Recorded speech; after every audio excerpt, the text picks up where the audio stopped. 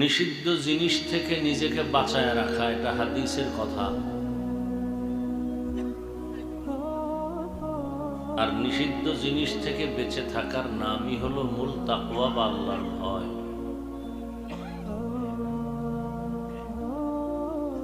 আল্লাহর ভয় বা তাকওয়া এমন একটি যে পুঁজিটা অর্জন করলে সে দুনিয়াতেও সফল, আখিরাতেও সফল।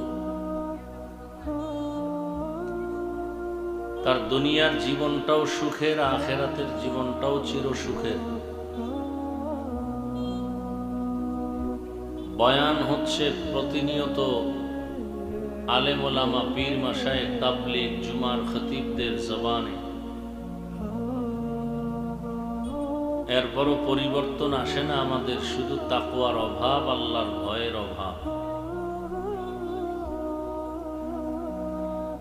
একজন সন্তান তার মা বাবার শাস্তির ভয়ে যদি নিজেকে অন্যায় থেকে ফিরাতে পারে,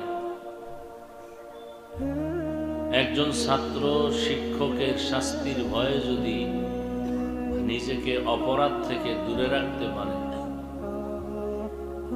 আল্লাহর আযাবের ভয়ে কেন তার বান্দা বান্দীরা গুনাহ থেকে নিজেকে দূরে রাখবে না?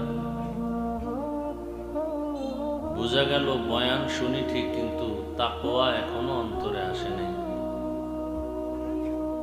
ভালো করে খেয়াল করেন, ততদিন পর্যন্ত তাকওয়া অর্জন হবে না যতদিন পর্যন্ত মানুষগুলো আল্লাহ পাকের খাস ওলিদের বন্ধু হয়ে তাদের পরামর্শ মতো চলবে না।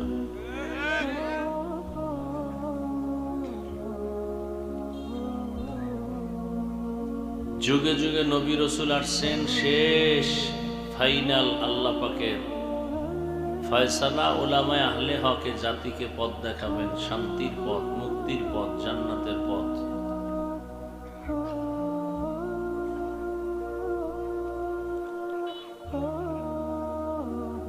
এখন নিষিদ্ধ জিনিস থেকে ফিরে থাকবো। সে নিষিদ্ধ জিনিস কি?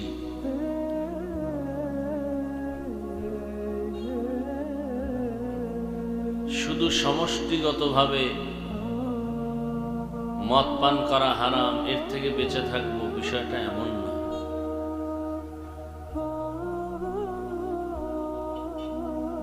আমার জীবনে যত লাইনে যত অবৈধ জিনিস আছে, ওখান থেকে আমাকে ফিরে থাকতে হবে। কারণ আল্লাহ আমাকে স্বাধীন করে বানান নাই, স্বাধীন করে পাঠান নাই। আমাকে চলাফেরার জন্য সীমানা দিয়ে দিছেন।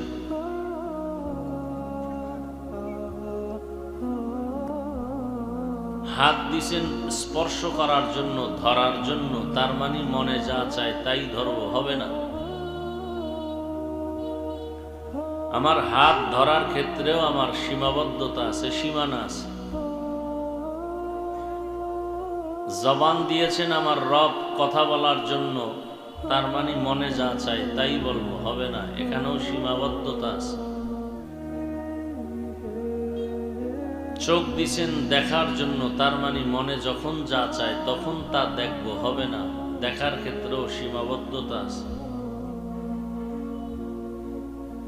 কান দিছেন আওয়াজ শোনার জন্য, তার মানে মনে যা চায় তাই শুনবো, হবে না। কোনো আওয়াজ শুনতেও আমার সীমানা দেওয়া আছে, ওই সীমানার আওয়াজ শোনা যাবে, বাকি আওয়াজ শোনা যাবে না, হারাম। পা দিছেন হাঁটার জন্য, তার মানে মনে চাইছে আমি মন্দিরে চলে যাব, হবে না। হাঁটার মধ্যেও সীমানা দেওয়া আছে। এগুলো কতটুকু আপনি আমি মেনে চলতে পারি, ফলাফল তো পরে আসবে। আমার পরীক্ষার হলে গিয়া পেপারস পরিপূর্ণ করে লেখলাম, হাতের লেখার লাইন সোজা কিনা, এরপরে প্রশ্নের উত্তর খুব সুন্দর কিনা, সাবলীল ভাষায় কিনা, অনেক কিছু দেখার পরে নাম্বার আসবে। এরপরে আমি ফার্স্ট হব না সেকেন্ড হব, সেটা পরে। হাত এবার অন্তর আছে আমাদের, অন্তর কল্পনা করার জন্য।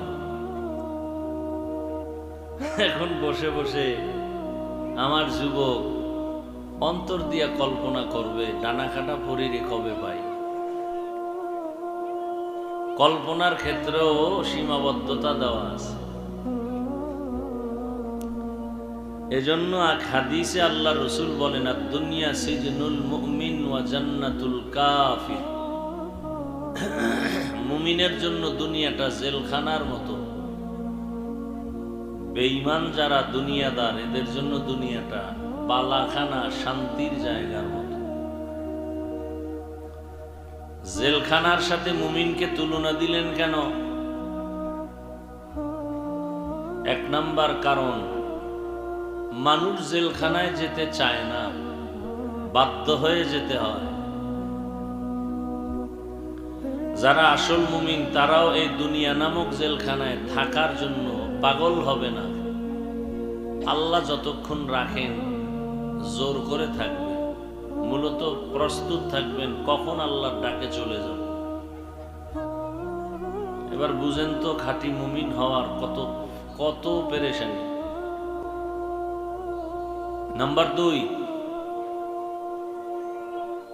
জেলখানায় আসামি ঢুকার পরে আর তার স্বাধীনতা থাকে না। ঠিক যারা খাঁটি মুমিন তারা দুনিয়াতেও স্বাধীনভাবে চলতে পারবে না।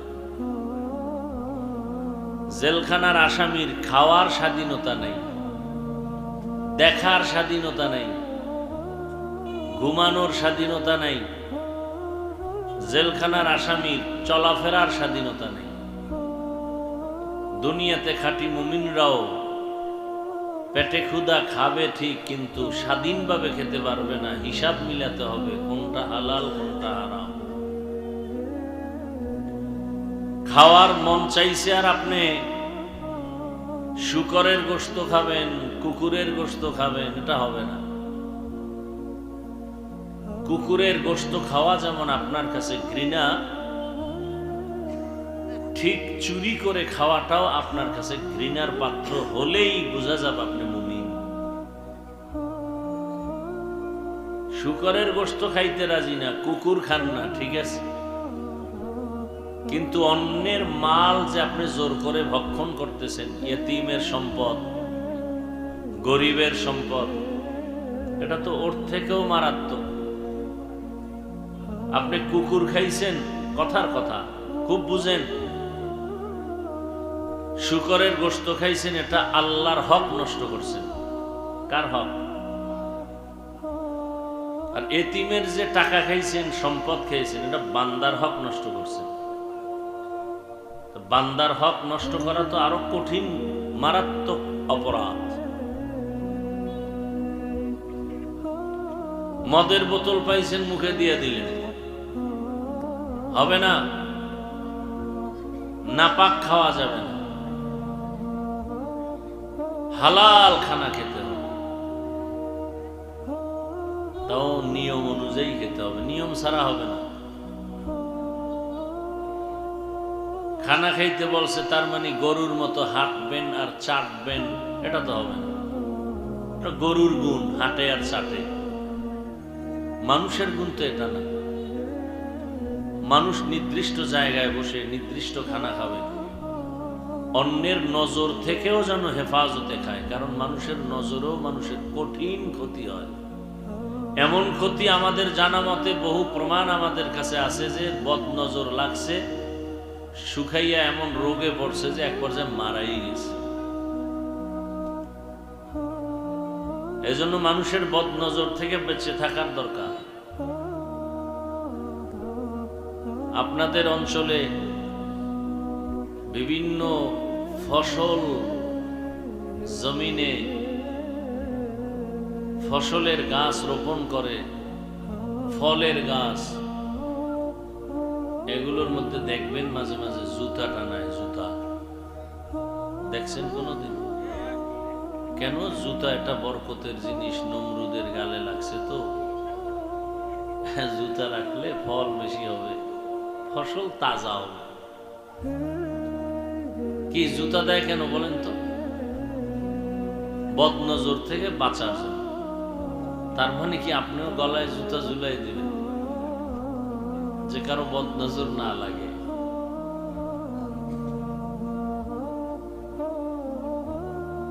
হাত দিয়ে ধরবেন, আল্লাহ স্পর্শ করার জন্য হাত দিছেন, তার মানে আপনি হাত দিয়া নাপাক ধরবেন হবে না, বেগানা ধরবেন হবে না। চোখ দিয়া দেখবেন, কি দেখবেন? মা বাবার চেহারা দেখবেন, আলেম ওলামার চেহারা দেখবেন, আল্লাহর কোরআনটা খুলে তাকায় তাকায় দেখবেন, বাইতুল্লাহ দেখবেন, সওয়াব আর সওয়াব। কিন্তু যদি আপনি চোখ দিয়া মোহাব্বতের ভালোবাসার নজরে মাও দেখবেন না, বাবাও দেখবেন না, কাবাও দেখবেন না, কোরআনও দেখবেন না, উলামাও দেখবেন না, সারা রাত দরওয়াজা জানালা বন্ধ করে মোবাইলটা হাতে নিয়ে শুধু গুনাহ দেখবেন, বড় ভয় লাগে। হাসরে তো অন্ধ হইয়া উঠবেন, তবে মরার আগেই না জানি চোখের পাওয়ার হারিয়ে যায়।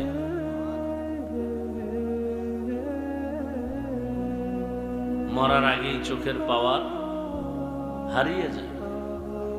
বহু মানুষ চোখ ভালো, হঠাৎ রোগে পড়ে চোখের পাওয়ার শেষ, অন্ধ হয়ে গেছে। এতক্ষণ আলোচনার দ্বারা কি বুঝলাম? হাদিসের কথায় প্রত্যেকটা আমাদের কাজের মধ্যে সীমানা আছে না নাই? কান দিয়া আওয়াজ শুনবেন, কি আওয়াজ? কোরআনের আওয়াজ শুনবেন, আজানের আওয়াজ শুনে আল্লাহর ঘর মসজিদে যাবেন। কিন্তু আমার যুবক গানের তার কানের মধ্যে লাগায় সারা রাত মোবাইলে গুনাহ করে, আজানের আওয়াজটাও কানে শুনতে চায় না। এরে আমার যুবক বাবারা, এক রাস্তা দিয়া হিন্দুর যুবক ছেলে, হিন্দু বৌদ্ধ খ্রিস্টান হেঁটে যায়, তারই পার্শ্বে আমার মুসলমান যুবক ভাইটাও হেঁটে যায়। হিন্দু বৌদ্ধ ইহুদি খ্রিস্টানের ছেলের দাড়ি নাই, আমার যুবক ছেলেরও দাড়ি নাই। হিন্দু বৌদ্ধ ইহুদি খ্রিস্টান ছেলেটার টুপি নাই, প্যান্ট শার্টটাই লাগানো। আমার কলিজার মুসলমান যুবকের টুপি নাই, প্যান্ট শার্টটাই লাগানো। হিন্দু বৌদ্ধ ইহুদি খ্রিস্টান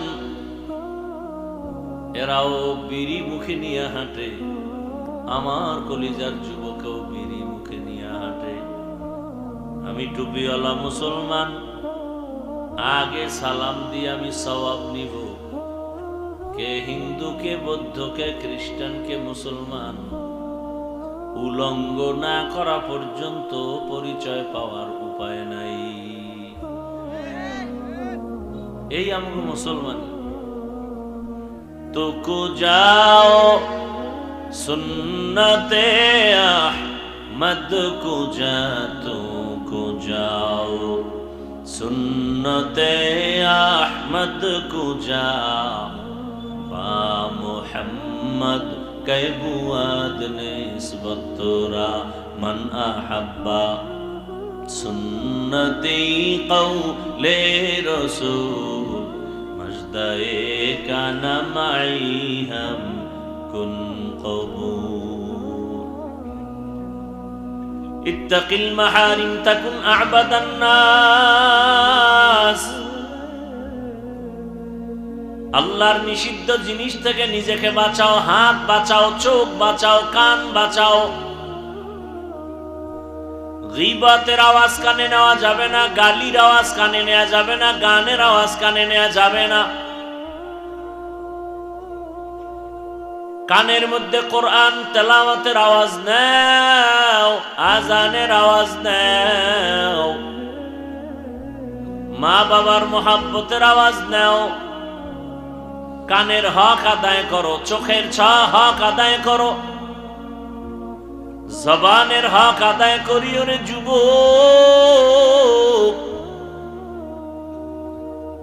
অন্তরের হক আদায় করো। অন্তরে কল্পনা করবা, আমার এক সময় কোনো অস্তিত্বই ছিল না, এখন তো বলি আমি। আমারে চিনোনি, অথচ এক সময় আমার কোনো অস্তিত্বই ছিল না। দুনিয়ার কেউ জানে না আমি হাফিজুর রহমান নামের একটা বান্দা জমিনে আসব। আমার মাও জানে না, বাবাও জানে না। আল্লাহ তাআলা বলেন তুই তো এক সময় নাই ছিলি।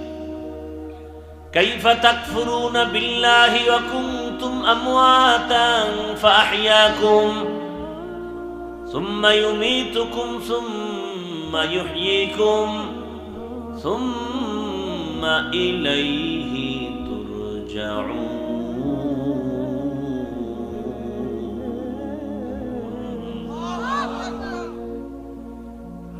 আল্লাহ বলেন কেমনে আমার সাথে নাফরমানি করো, আমার সাথে কেমনে গাদ্দারি করো, কিভাবে আমার সাথে বেঈমানি করো, অথচ আমার দেওয়া জমিনে ঘুমাও। আমার দেয়া সূর্যের আলো, আমার দেয়া চাঁদের আলো ভোগ করো। আমার দেয়া বাতাস তোর বাবায় দেয় না। আমার দেয়া পানি পান করো, তোর বাবায় পানি দেয় নাই। আমার দেয়া নদীর মাছ খাও, আমার দেয়া জমিনের ফসল ভোগ করো, আমার দেয়া গাছের ফল খাও। আবার আমি আল্লাহর বিরোধিতা করো।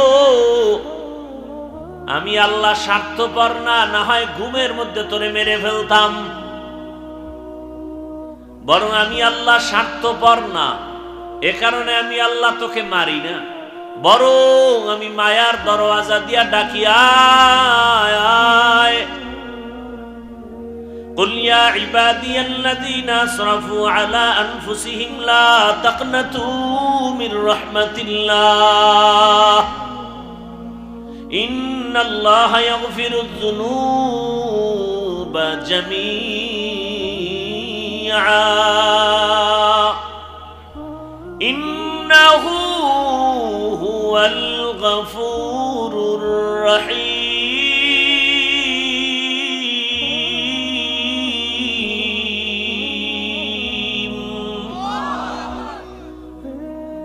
আল্লাহ বারবার ডাকেন, কি পরিমাণ গুনাহ করেছো। আমার দেওয়া পানি, আমার দেওয়া বাতাস, আমার দেয়া চাঁদের আলো, সূর্যের আলো, জমিনের ফসল, গাছের ফল, নদীর মাছ খাইয়া লইয়া শরীরটারে তাজা বানাইয়া কি পরিমাণ অন্যায় করেছো। পাহাড় বানিয়েছো অন্যায় করে করে, গুনার পাহাড়, পাথরের পাহাড়, মাটির পাহাড়, স্বর্ণের পাহাড়, আর বুনিয়াদ তুমি করেছো গুনার পাহাড়। 30-40-50 বছর ধরে গুনাহ করে করে এত পরিমাণ তুমি গুনাহ করেছো, মনে হয় হিমালয় ফেল হয়ে যাবে, এত বিশাল পাহাড় গুনার। আল্লাহ বলেন আমার রহমত আরো বড়, আমার দয়া আরো বড়। হিমালয়ের থেকেও যদি তোর গুনার পাহাড় বড় হয়ে যায়, আর চোখের পানি ছেড়ে যদি তোর 80 বছরের গুনাহ আমার আদালতে এসে যদি এক ফোঁটা পানি ছেড়ে বলো ইয়া রাব্বি গফিরলি, ও রব আমাকে মাফ করে দাও, তোর 70 বছরের গুনাহ আমি মাফ করব 1 সেকেন্ডের ভেতরে। আতিনা ফি দারে দুনিয়া না হাসান, আতিনা ফি দারে দুনিয়া না হাসান, আতিনা ফি দারে উকবা না হাসান, ইয়া গিয়াসাল মুস্তাগীসি নাহদিনা ইফতিখারা বিল উলুমি ওয়াল গিনা। हर गोरी देने को तू तैयार है, जो न मांगे उससे तू बेजार প্রত্যেকটা মানুষের ভেতরে গুনাহ করার আকর্ষণ আছে। যে বলবে আমার মধ্যে গুনার আকর্ষণ নাই, কসম আল্লাহ, ও মানুষ না। আল্লাহ কসম করে বলছেন, তুমি বলবা কেন আমার আকর্ষণ নাই? ওয়াশ-শামসি ওয়া দুহাহা ওয়াল কমারি ইযা তালাহা ওয়ান নাহারি ইযা জাল্লাহা ওয়াল লাইলি ইযা ইয়াগশাহা ওয়াস সামাই ওয়া মা বানাহা ওয়াল আরদি ওয়া মা তাহাহা ওয়া নাফসিন ওয়া মা সাওয়াহা ফাআলহামাহা ফুজুরাহা ওয়া তাকওয়াহা। আল্লাহ তাআলা আসমানের কসম করলেন, সূর্যের কসম, সূর্যের আলোর কসম, রাতের কসম, রাতের অন্ধকারের কসম। এতগুলো কসম কেটে আল্লাহ বলেন ফাআলহামাহা ফুজুরাহা ওয়া তাকওয়াহা, মানুষের ভেতরে ইচ্ছা শক্তি আমি দিলাম। এই ইচ্ছা শক্তির দ্বারা বান্দা চাইলে নেক করতে পারে, গুনাহও করতে পারে। এ কারণেই তো দেখা যায় জমিনের মধ্যে বড় বড় বড় বড় আল্লাহ ওয়ালারাও মাঝে মাঝে লাইনচ্যুত হয়ে গেছে, লাইন থেকে একটু ভিন্ন দিকে চলে গেছেন। ইতিহাস জগৎ বিখ্যাত একজন ওলিয়ে কামেল শায়েখ শিবলি রহমাতুল্লাহ আলাইহি, জগৎ বিখ্যাত একজন ওলিয়ে কামেল জুনায়েদ বাগদাদি রহমাতুল্লাহ আলাইহি, এদের নাম শুনছেন কোনদিন? আপনাদের দিল কি বলে? এরা সাধারণ কোন মানুষ? তাহলে জুনায়েদ বাগদাদি রহমাতুল্লাহ আলাইহি, শায়েখ শিবলি রহমাতুল্লাহ আলাইহি, এরা কত বড় আলেম এবং আবেদ, কত বড় ওলি। এবার বুঝেন তো তাদের পিশাব কেমন। জুনায়েদ বাগদাদির পীর, শিবলির পীর আবু আব্দুল্লাহ আন্দলুসি রহমাতুল্লাহ আলাইহি, 100 বছর আগের ঘটনা। সেই সময় ইরাকের জমিনে তার মুরিদের সংখ্যা 40,000, আর সে জুনায়েদের পীর আবু আব্দুল্লাহ 30,000 হাদিস সনদ সহ মুখস্থ। ঘটনা আছে বলবো না। এই আল্লাহর বান্দাও এক পর্যায়ে হঠাৎ লাইনচ্যুত হয়ে গেছে, চোখের নজর একটু উল্টা পাল্টা হয়ে গেছিল। ওসমান রাদিয়াল্লাহু তাআলা আনহু মসজিদের মধ্যে বয়ান করতেছেন, হঠাৎ একজন সাহাবী বাজার থেকে এসে মজলিসে ঢুকছেন বয়ান শুনতে। মসজিদের মজলিসে বসার পরে দীর্ঘ সময় পর উসমান রাদিয়াল্লাহু আনহু বলেন, মজলিসের মধ্যে এমন একটা লোক আছে যার চোখের মধ্যে জিনার আসর দেখা যায়। বুঝারও মানুষ নেই, কি কই কি শুনে আল্লাহ ভালো জানে কি ভাবে। ওসমান রাদিয়াল্লাহু তাআলা আনহু বলেন, এমন একজন ব্যক্তি মজলিসে আছে যার চোখে জিনার আসর দেখা যায়। তার মানে একটা বেগানার চেহারার সাথে তার নজর লাগছে, এটা কবিরা গুনাহ। চোখের জিনা, কিসের জিনা? চোখের, হাতের জিনা, জবানের জিনা, অন্তরে যে কল্পনা করো মেয়ে দেখে, এটা অন্তরের জিনা। যে ব্যক্তি বাজার থেকে আসছে, আশ্চর্য হয়ে গেল, বাজারে আমার সাথে এক নারীর চেহারায় চোখ লাগছে, ওসমান কেমনে জানলো? মজলিস শেষ, আস্তে করে কাছে গিয়ে বললেন, খলিফাতুল মুসলিমিন, ওহির দরজা কি খোলা? কয় না তো। নবুয়তের দরজা খোলা? কয় না। আপনি জানলেন কিভাবে আমার চোখে জিনার নজর? ওসমান রাদিয়াল্লাহু আনহু বললেন, ওহির দরজা বন্ধ, নবুয়তের দরজা বন্ধ ঠিক, কিন্তু ফেরাসাতের দরজা তো বন্ধ নেই। আউলিয়ারা কারে উকবা ইখতিয়ার জাহেলারা কারে দুনিয়া ইখতিয়ার। এখন কি বলবেন, ওসমান গায়েব জানে? আপনি তো গায়েবের ব্যাখ্যাই বুঝেন। আমার আল্লাহ তাআলা তার পাওয়ারে, ক্ষমতায় যেই পরিমাণ গায়েবের খবর জানেন, ওই পাওয়ার পৃথিবীর আর কারো মধ্যে নাই। আমার আল্লাহর পাওয়ার কি আর একজনের মধ্যে আছে নাকি? এটা মনে করলে তো আপনার বউ তালা, আপনার আর ঈমান নাই। আল্লাহ তো এক। আপনাদের ধারণা কি আল্লাহ এক নাকি? সহযোগিতায় কিছু লোক আছে। হ্যাঁ, লাম ইয়ালিদ লাম ইউলাদে উলাইকাস। এই আপনাদের কি হেদায়েত হয়ে গেছে নাকি? এরা উঠে কা কমপ্লিট হেদায়েত না বিড়ি টানতে যায়? কি জন্য যে এরা অজে আসে তাও বুঝি না। কারো জ্যৈষ্ঠ মাস, কারো সর্বনাশ। মরাডার মারো কেন, লড়ে কেন? শয়তানে যারে ধরে কাম থুইয়া আকাম করে। আল্লাহ হেদায়াত দান করুন। ওই যে বলছি, বয়ান কি করিয়া বুঝেও না, তাকায় কান সুখ করে, কান সুখ। আওয়াজটা ভালো লাগে, বই বই শুনতেছে।